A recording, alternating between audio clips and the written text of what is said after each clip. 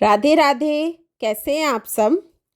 हिंदू पंचांग के अनुसार हर साल मार्च शीर्ष मास की शुक्ल पक्ष की एकादशी तिथि पर गीता जयंती का पर्व मनाया जाता है। गीता जयंती को श्रीमद् भगवत गीता के जन्म के प्रतीक के रूप में भी देखा जाता है, क्योंकि इसी दिन भगवान श्री कृष्ण ने युद्ध भूमि में अर्जुन को गीता का उपदेश दिया था। तो चलिए आज से हम श्रीमद् भगवत गीता के पाठ शुरू करते हैं। श्रीमद् भगवत गीता माता की जय, नारायण भगवान की जय, लक्ष्मी मैया की जय। श्रीमद्भगवत गीता अथ प्रथमो अध्याय।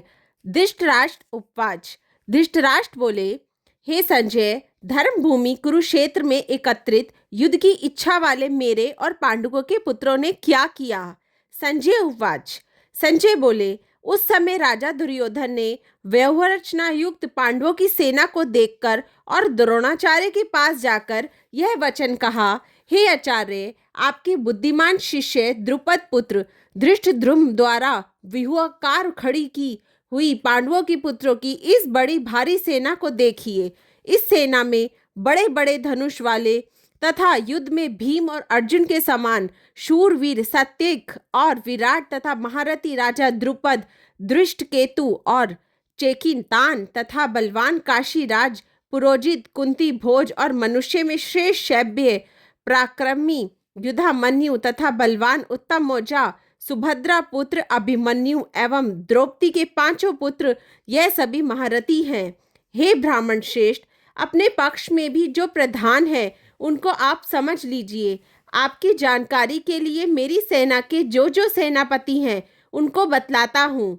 आप द्रोणाचार्य और पितामह भीष्म तथा कर्ण और संग्राम विजयी कृपाचार्य तथा वैसे ही अश्वत्थामा विकर्ण और सोमदत्त का पुत्र भूरिश्रवा और भी मेरे लिए जीवन की आशा त्याग देने वाले बहुत से शूरवीर, अनेक प्रकार के शस्त्रों अस्त्रों से सुसज्जित और सबके सब युद्ध में चतुर है। भीष्म पितामह द्वारा रक्षित हमारी वह सेना सब प्रकार से अजेय है और भीम द्वारा रक्षित इन लोगों की यह सेना जीतने में सुगम है।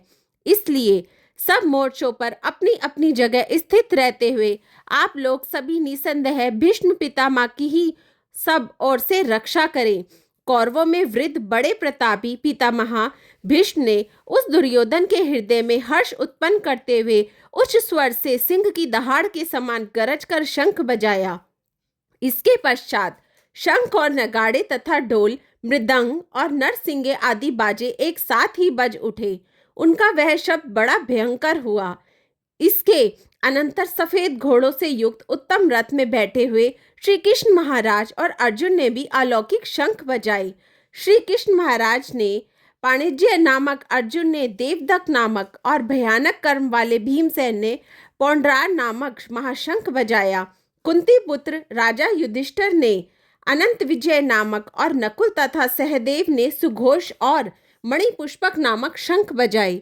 श्रेष्ठ धनुष वाले काशीराज और महारथी शिखंडी एवं धृष्टद्युम्न तथा राजा विराट और अजय सात्विक राजा द्रुपद एवं द्रौपदी के पांचों पुत्र और बड़ी भुजा वाले सुभद्रा पुत्र अभिमन्यु, इन सभी ने हे राजन सब ओर से अलग अलग शंख बजाए और उन भयानक शब्द ने आकाश और पृथ्वी को भी गूंजते हुए धृतराष्ट्रों के अर्थात आपके पक्ष वालों के हृदय विदीर्ण कर दिया।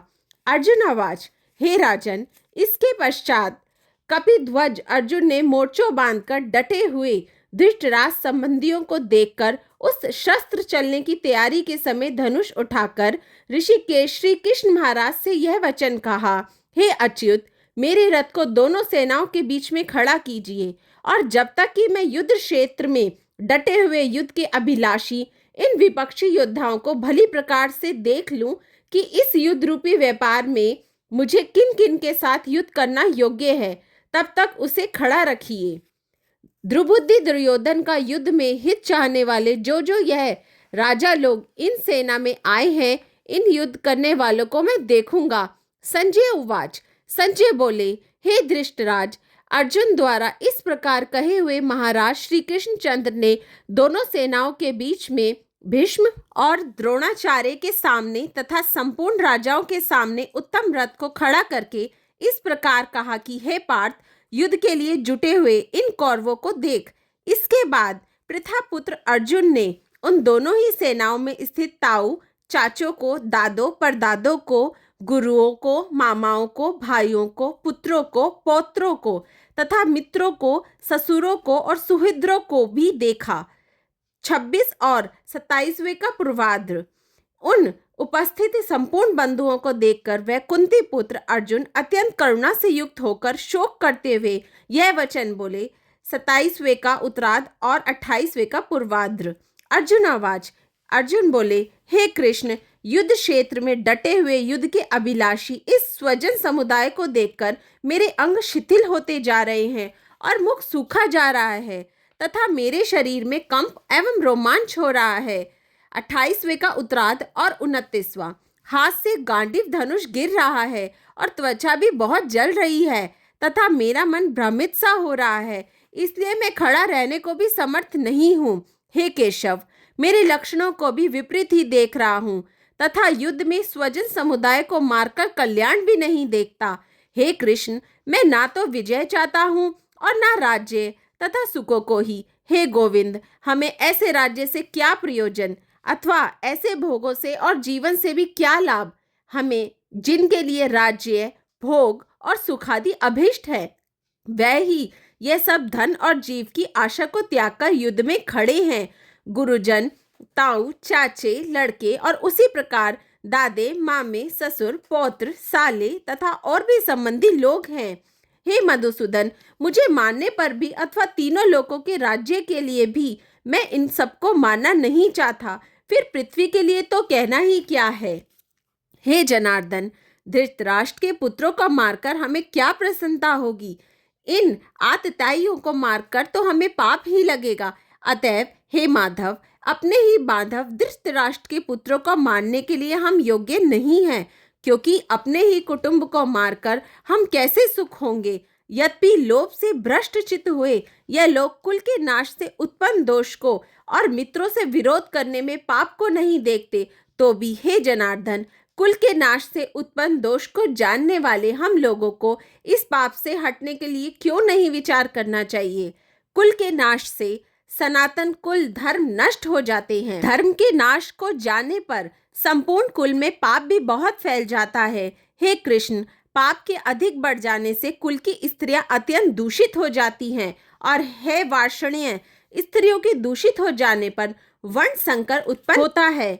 वर्ण संकर कुल घातियों को और कुल के नरक में ले जाने के लिए होता है। लुप्त हुई पिंड और जल की क्रिया वाले अर्थात श्राद्ध और तर्पण से वंचित इनके पितर लोग भी अधोगति को प्राप्त होते हैं। इन वर्ण संकर कारक दोषों से कुल घातियों के सनातन कुल धर्म और जाति धर्म नष्ट हो जाते हैं। हे जनार्दन, जिनका कुल धर्म नष्ट हो गया है, ऐसे मनुष्यों का अनिश्चित काल तक नरक में वास होता है, ऐसा हम सुनते आए हैं। हे शोक, हम लोग बुद्धिमान होकर भी महान पाप करने को तैयार हो गए हैं, जो राज्य और सुख के लोभ से स्वजनों को मारने के लिए उद्यत हो गए हैं। यदि मुझ शस्त्र रहित एवं सामना न करने वाले को शस्त्र हाथ में लिए हुए धृतराष्ट्र के पुत्र रण में मार डाले, तो वह मरना भी मेरे लिए भी अधिक कल्याणकारक होगा। संजय बोले। रणभूमि में शोक से उद्विग्न मन वाले अर्जुन इस प्रकार कहकर बाण सहित धनुष को त्याग कर रथ के पिछले भाग में बैठ गई। ओम तत्सदिति श्रीमद्भगवद गीता सुपनिषद वस्तु ब्रह्म विद्या योग शास्त्रे श्री कृष्ण अर्जुन संवादे अर्जुन विषाद योगो नाम प्रथमो अध्याय समाप्त। राधे राधे।